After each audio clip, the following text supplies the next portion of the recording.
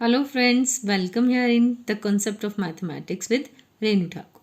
And today here in this video we are going to solve question number 6 of exercise 1.3. So let's start with question 6.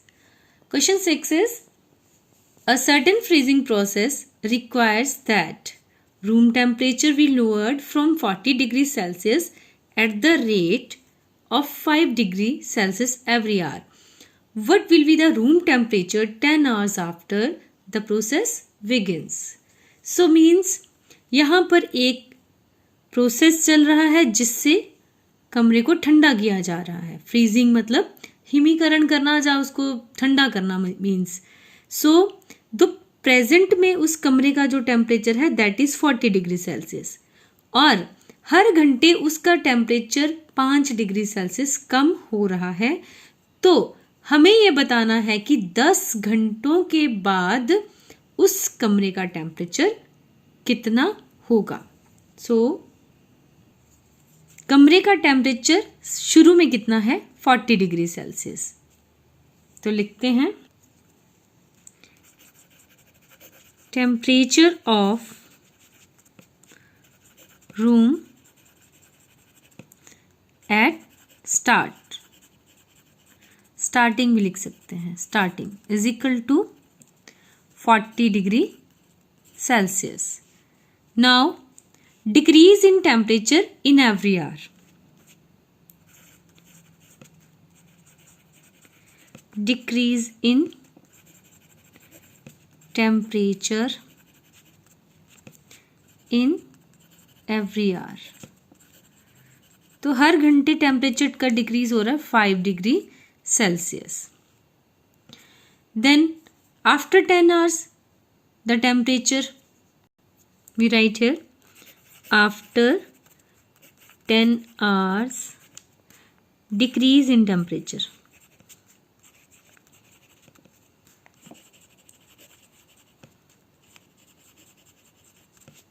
is equal to 1 घंटे में decrease हो रहा है 5 degree Celsius तो 10 hours में होगा 10 multiply by 5 degree Celsius is equal to 50 degree Celsius. So temperature after 10 hours. Temperature of room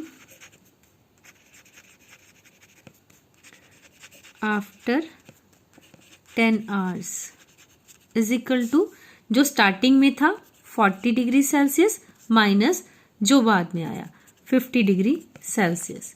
तो 50 में से 40 को सब्ट्रैक्ट करेंगे 10 ग्रेटर टर्म 50 माइनस का साइन है so answer will minus 10 degree Celsius. तो 10 घंटों के बाद उस कमरे का टेम्परेचर जो है वो माइनस 10 डिग्री सेल्सियस होगा. So question next 7th question है in a class test containing 10 questions 5 marks are awarded for every correct answer and -2 marks are awarded for every incorrect answer and 0 for questions not attempted. अब एक class में test हो रहा है जिसमें total 10 questions हैं और हर एक करेक्ट आंसर देने पर 5 मार्क्स मिलते हैं और हर एक इनकरेक्ट आंसर के लिए -2 मार्क्स मिलते हैं. और अगर आप अटेम्प्ट नहीं करते हो किसी क्वेश्चन को तो उसका आपको 0 मार्क्स. कोई पॉजिटिव भी नहीं और नेगेटिव भी नहीं. So first part of this question Mohan gets 4 correct and 6 incorrect answers. What is his score. तो मोहन ने 4 करेक्ट और 6 इनकरेक्ट आंसर्स दिए हैं और हमें उसका स्कोर निकालना है. So we write marks for correct answer.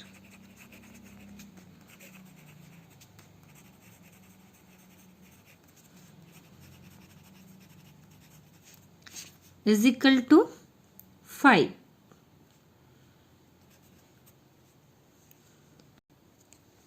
Next marks for every incorrect answer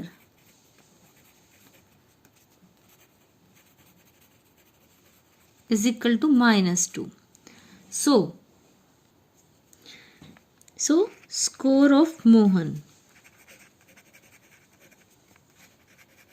is equal to, हमें पता है कि उसके 4 क्वेश्चन सही थे, तो 4 इंटू 5 प्लस 6 क्वेश्चन उसके रॉन्ग थे, तो 6 multiply minus 2 is equal to 4 5 ज़ा 20 प्लस 6 2 ज़ा 12। अब इसको सॉल्व करेंगे, 20 plus into minus minus 12 it gives 8। तो उसका स्कोर था लास्ट में, मार्क्स उसको मिले 8। नेक्स्ट पार्ट सेकंड है, Reshma gets 5 correct answers and 5 incorrect answers, what is her score. अब रेशमा ने 5 करेक्ट आंसर्स दिए और 5 इनकरेक्ट आंसर्स दिए, हमें उसका स्कोर फाइंड आउट करना है। So we write score of Reshma is equal to 5 उसने करेक्ट आंसर्स दिए, तो 5 को करेक्ट आंसर के लिए 5 मार्क्स हैं, 5 मल्टीप्लाई 5 प्लस 5 उसने इनकरेक्ट आंसर्स दिए, तो इनकरेक्ट आंसर के लिए मार्क्स हैं -2। सो 5 5 ज़ा 25 एंड प्लस 5 2 ज़ा 10 माइनस के 25 प्लस इंटू माइनस माइनस 10, 25 में से 10 निकाले -15 प्लस के, तो उसका स्कोर जो था वो 15 था। Part 3 of question 7 is Hina gets 2 correct and 5 incorrect answers out of 7 questions she attempts. What is her score? अब हिना ने 7 ही क्वेश्चन अटेम्प्ट किए हैं, उसमें से 2 उसके करेक्ट हैं और 5 उसके इनकरेक्ट आंसर्स हैं, और हमें उसका स्कोर फाइंड आउट करना है। So let's find the score. We write Hina's score is equal to, अब उसने 2 करेक्ट आंसर दिए हैं, तो 2 को मल्टीप्लाई करेंगे 5 से, क्योंकि हर एक करेक्ट आंसर के लिए 5 मार्क्स हैं, प्लस उसने 5 इनकरेक्ट आंसर दिए, तो 5 को मल्टीप्लाई करेंगे -2 से, क्योंकि इनकरेक्ट आंसर के लिए -2 मार्क्स हैं।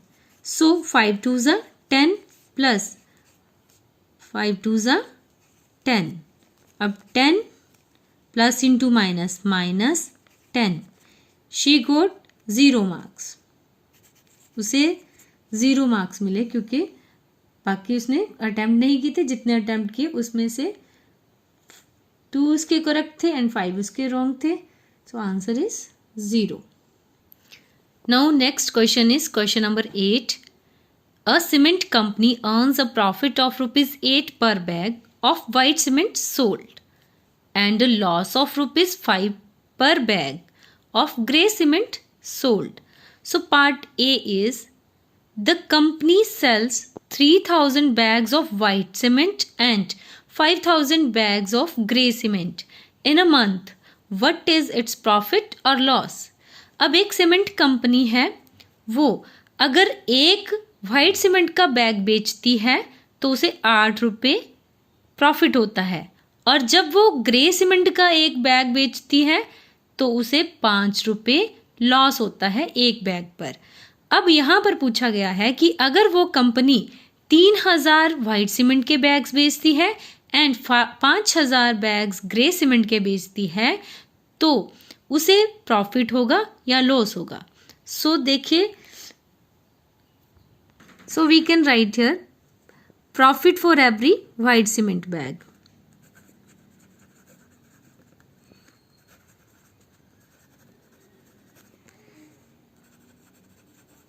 white cement bag is equal to ₹8. White cement bag sold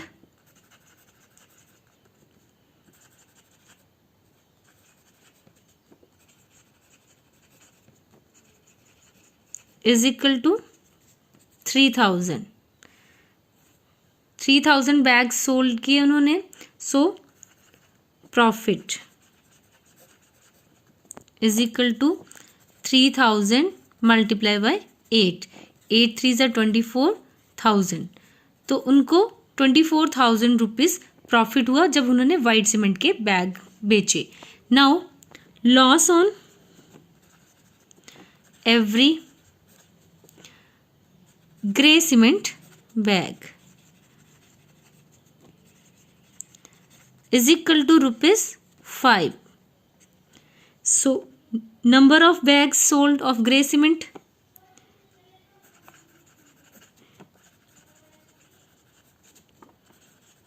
bags sold, grey cement bags sold is equal to 5,000. So loss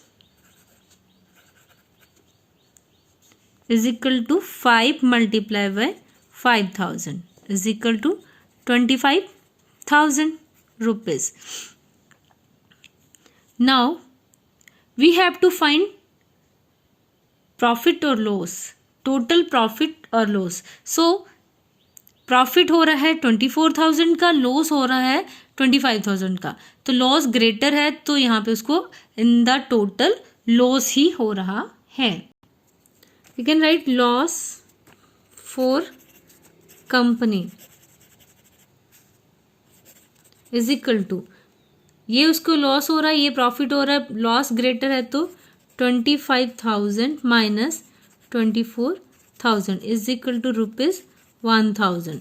1,000 rupees का लॉस हुआ कंपनी को after selling 3,000 bags of white cement and 5,000 bags of grey cement in that month.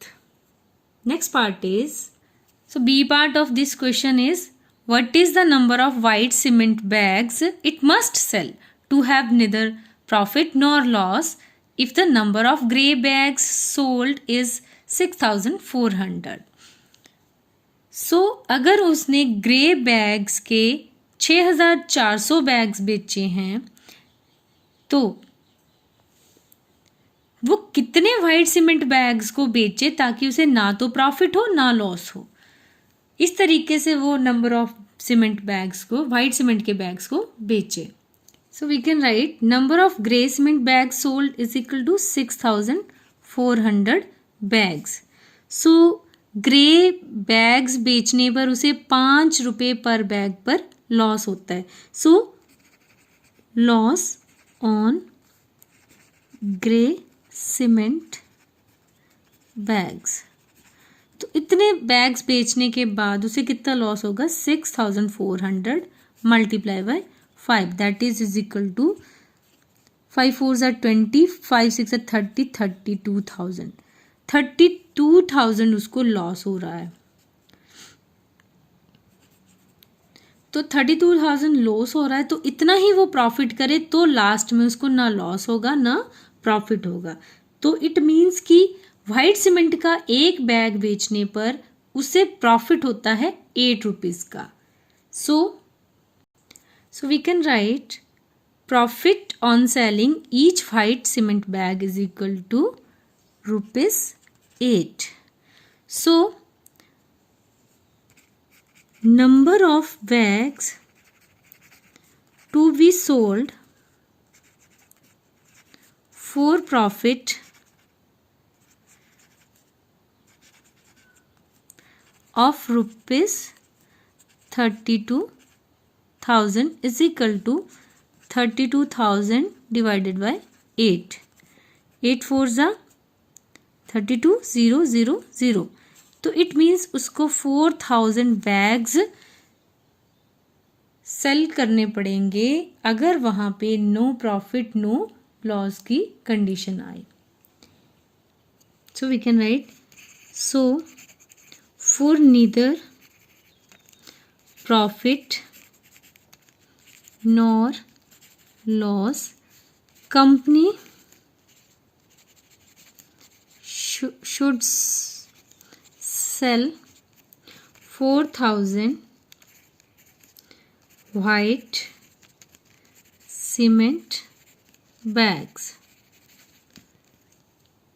Now next is question 9. Replace the blank with an integer to make it is a true statement. अब हमें यहाँ पर कुछ statements दी हुई है, हमने यहाँ पर ब्लैंक्स में कोई इंटीजर फिल करने हैं और फिल करने के बाद हमारी जो स्टेटमेंट है वो ट्रू रहनी चाहिए, मतलब इस तरीके से हमने उनको फिल करना है। So A part is -3 multiply dash is equal to 27। अब -3 को हम किस नंबर से या किस इंटीजर से मल्टीप्लाई करें ताकि हमारे पास आंसर 27 हो। अब पहले तो 3 को किससे मल्टीप्लाई करें कि 27 आए, तो 3 9 are 27। नाउ साइन के ऊपर चलते हैं, यहाँ पर है +27 बट 3 इंटू 9 27 और माइनस इंटू प्लस माइनस, तो यहाँ पर एक हमें माइनस लगाना पड़ेगा, तब जाकर हमारा आंसर +27 आएगा। Minus into minus plus. Next B part is 5 multiply dash is equal to -35। अब 5 को किससे मल्टीप्लाई करें कि हमारे पास -35 आ जाए। अब 5 को 7 से मल्टीप्लाई करेंगे तो 35 आएगा, लेकिन हमें -35 चाहिए तो हम -7 से मल्टीप्लाई करेंगे। Next part is C part, dash multiply -8 is equal to -56।